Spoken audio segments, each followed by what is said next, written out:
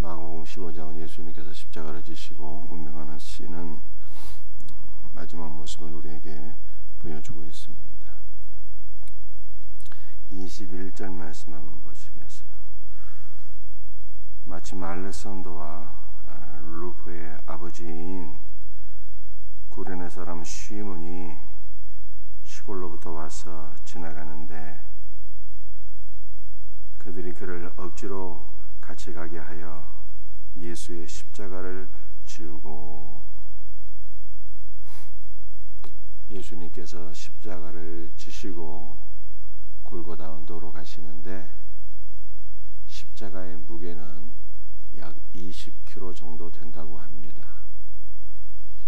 따라서 성인 남성이 얼마든지 지고 갈 수 있는 무게이지만 예수님은 이미 십자가를 지시기 전에 많은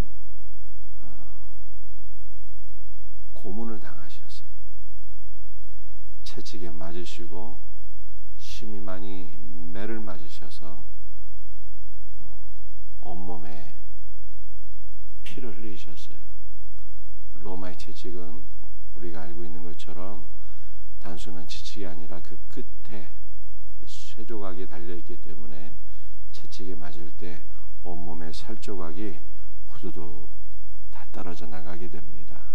전신이 만신창이가 된 상태였기 때문에 예수님께서는 이미 기력을 많이 소진하시고 나무 십자가를 치시기 어려울 지경이 되었어요. 그래서 그 십자가를 누가 대신 지게 됩니까? 21절 말씀을 보게 되면 알렉산더와 루포의 아버지인 구레네 사람 시몬이라 이렇게 말씀을 하고 있습니다. 구레네 사람 시몬이 본인이 원해서 진 것은 아닌데 억지로 십자가를 로마 군병들이 지게 함으로 주님의 십자가를 지고 가게 되었다, 이렇게 말씀하고 있습니다. 그런데 로마서 16장 13절 말씀을 보게 되면은 바울이 이 루포를 언급합니다. 그 루포가 누구입니까? 구레네 사람 시몬이 알렉산더와 루포의 아버지라 그러잖아요. 그 루포는 예수님의 십자가를 대신 졌던 구레네 시몬이라고 하는 사람의 아들이에요, 루포가.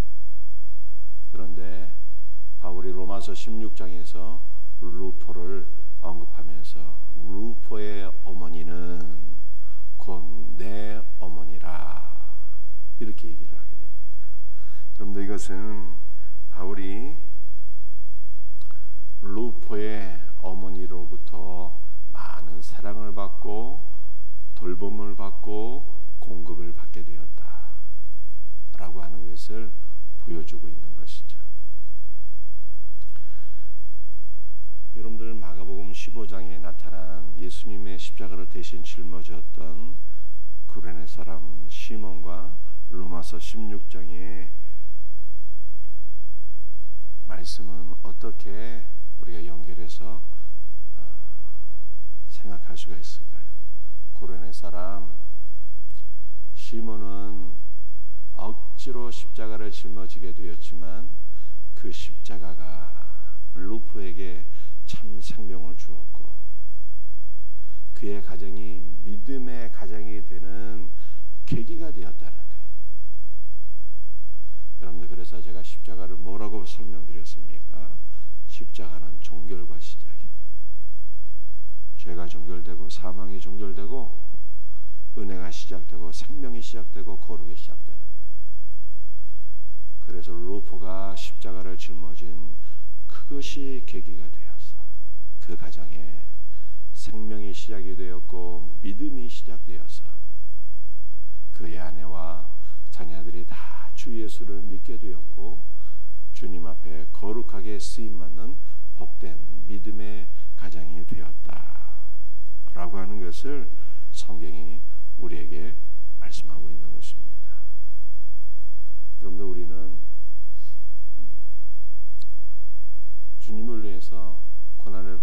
것을 십자가를 진다. 그렇게 표현을 하고 있어요. 그런데 사람마다 다 고난받는 것을 좋아하지 않거든요. 주님을 위해서 살아야 되겠다라고 하는 기본적인 생각은 갖고 있지만 다 주님을 위해서 고난받는 것을 싫어해요. 힘들고 어렵게 생각합니다. 그런데 사실은 무엇일까요? 사실은 힘들고 어렵다고 해서 다 십자가를 지기를 원치 않고 회피하지만 사실 성경은 그 십자가가 우리를 살려준다는 거예요. 십자가가 내가 십자가를 지고 가는 것 같은데 나중에 보니까 십자가가 나를 지고 가더라. 이것입니다. 그러므로 우리는 주님을 위해서 고난받는 것을 두려워할 필요가 없어요. 주님께서 나의 고난을 다시 짊어져 주시고 주님께서 우리의 고난을 짊어져 주실 뿐만 아니라 주님께서 우리에게 은혜와 생명과 복을 주시는 것을 우리는 주님을 위해서 고난받는 삶을 통해서 경험하게 되는 것입니다. 그러므로 올 한 해도 아니 우리의 생명에 닿는 그 순간까지 오직 주님을 바라보고 주님을 위하여 고난받는 것을 기쁘게 여길 수 있는 우리 복된 성도들 될 수 있기를 주 예수의 이름으로 축복합니다. 그러므로 바울이 이렇게 얘기하잖아요. 현재의 고난은 장차 나타날 영광과 좋게 비교할 수 없도다. 구련의 시몬은 짧은 길을 예수님 대신해서 십자가 지고 갔는데 그 이후에 그의 가정에 나타난 생명과 영광은 좋게 비교할 수가 없었어요. 이 놀라운 은혜가 우리 모두에게 경험되어지기를 주님의 이름으로 축복합니다.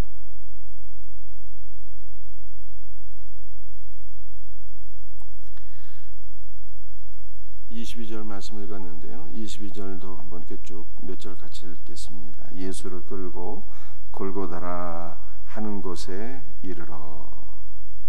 여러분들 이 골고다는요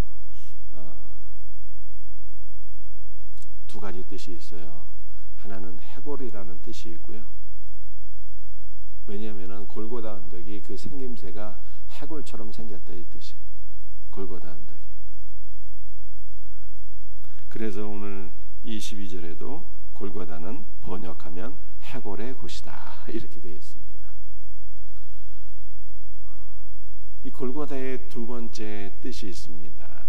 이 골고다는요 구약 성경에 나타난 그 지명과도 같은 의미인데요. 구약 성경에 어떤 지명이 있는가 하면은 길갈이라고 하는 지명이 있습니다. 이스라엘 백성들이 출애굽을 하고 광야 40년 길을 통과하고 요단을 건너서 처음으로 진을 친 곳이 길갈이었어요. 이 길갈과 골고다는요 같은 의미입니다. 이 길갈이라고 하는 뜻은 어떤 뜻이 있는가 하면은 굴러가다라고 하는 뜻이 있어요. 굴러가다. 무엇이 굴러가게 되었다는 뜻입니까? 이스라엘 백성들이 애굽에서 살 때는요 400년 동안 노예로서 살았습니다. 수치스러운 삶을 살았어요. 고통의 삶을 살았습니다. 어둠에 속한 삶을 살았어요. 그런데 애굽에서의 모든 수치가 다 굴러가게 되었다라고 하는 뜻이에요. 길갈은. 그런데 골고다도 그러한 뜻이 있습니다. 골고다는 우리 예수님의 십자가가 세워진 곳이잖아요. 예수님의 십자가가 세워진 그곳에서 우리의 모든 수치가 굴러가고 우리의 모든 죄도 저주도 다 굴러가게 되었다라고 하는 것이 바로 골고다의 의미입니다. 여러분들 우리의 수치가 왜 골고다에서 다 굴러가게 되었을까요? 그것은 예수님께서 십자가에서 수치를 당하셨기 때문입니다. 우리 예수님은 중죄인으로서 십자가에 달리셨잖아요. 우리 예수님은 실 오락이 하나 걸치지 않은 채 벌거벗은 모습으로 십자가에 달리셨어요. 가장 수치스러운 모습으로 십자가에 달리신 예수님, 그분의 수치는 우리의 영광이 되었다. 성경이 이렇게 말씀하고 있는 것입니다. 여러분들, 우리 시간이 없어서 하나만 더 살펴봐야 되겠네요.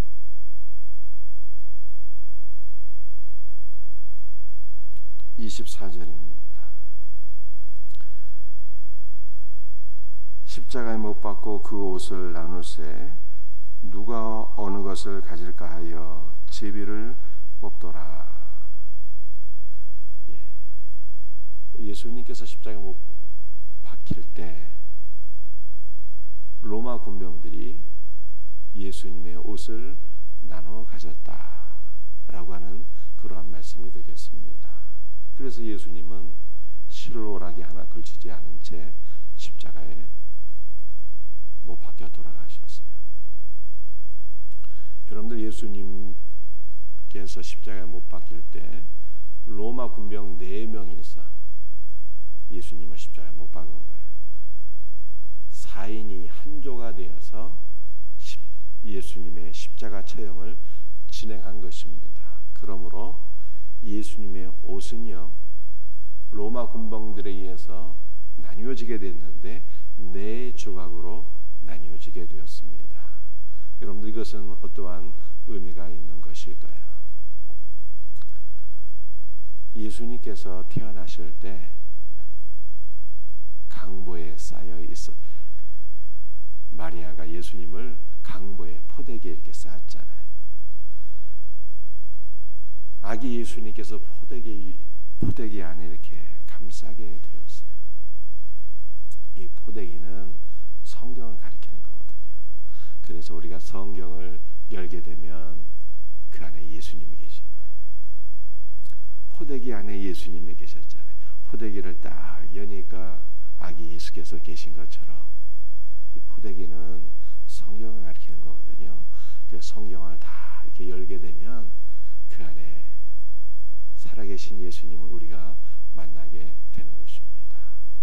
마찬가지로 예수님께서 입으셨던 그 옷은요, 예수님을 감싸고 있는 성경을 가리키고 있는 거예요. 말씀을 가리키는 것입니다. 그래서 이 말씀이 4조각으로 나뉘어져서 동서남북 전 세계로 퍼지게 되었다라고 하는 것을 가리키는 거예요.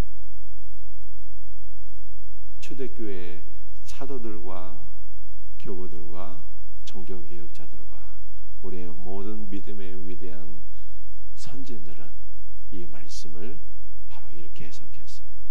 예수님께서 십자가에 달려 죽으시는, 우리를 위하여 대신 죽으시는, 그러므로 우리를 살려주신 예수 그리스도의 복음이 전 세계에 전파되리라 라고 하는 것을 오늘 마가복음 15장 24절이 우리에게 보여주고 있는 거예요.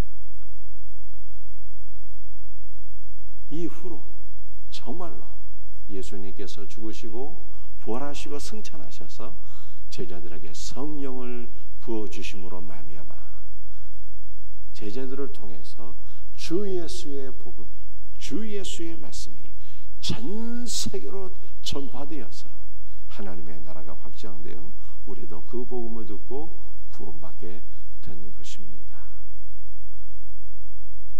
이 마지막 시대에 우리도 주 예수의 복음을 성령 안에서 땅끝까지 증거함으로 많은 영혼들을 구원할 수 있는 복된 은혜가 우리에게 있기를 주님의 이름으로 축복합니다. 여러분들, 이 복음을 우리가 땅끝까지 증거하기 위해서 필요한 것이 무엇일까요? 십자가를 통해서 생명을 받아야 되는 거예요. 우리 안에 말씀이 있어야 되는 것입니다. 우리 안에 생명의 말씀이 있게 될 때 주님은 우리를 통해서 주 예수의 복음을 땅끝까지 전파하시는 거예요. 이 놀라운 은혜가 우리 생명샘교회 가득 넘치기를 주님의 이름으로 축복합니다. 기도하시겠어요?